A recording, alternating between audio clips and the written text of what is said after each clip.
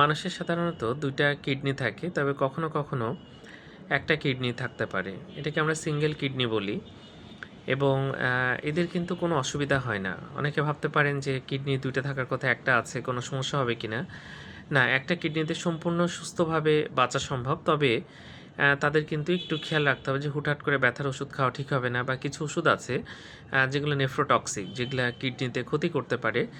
সেই ওষুধগুলো অল্টারনেটিভ ওষুধ ব্যবহার করতে হবে। কারণ সেই ওষুধগুলো যদি কেউ গ্রহণ করে যে কিডনিতে ক্ষতি করতে পারে, তাহলে যেহেতু একটা কিডনি, তখন কিন্তু সমস্যা হতে পারে। তো যাই হোক, এটা ভয় পাওয়ার কিছু না। এটা অনেকে জানতেই পারেন না। অনেকে যাদের হয়তো জীবনে আল্ট্রাসাউন্ডও করা হয়নি, তারা বুঝতে পারবে না। কিন্তু যদি আল্ট্রাসাউন্ডও করা হয়, অনেক সময় কিন্তু এটা ডায়াগনোসিস হয় যে তার একটা কিডনি আছে এবং একটা কিডনি দিয়েই তার বেঁচে থাকতে হয়। যাক, আমরা সবাই একটু সতর্ক থাকবো এবং ব্যথার ওষুধ খাওয়া থেকে সাবধানে থাকবো। এটা কিডনির জন্য খুব ক্ষতিকর। হুটহাট করে কোনো ওষুধ খাবো না।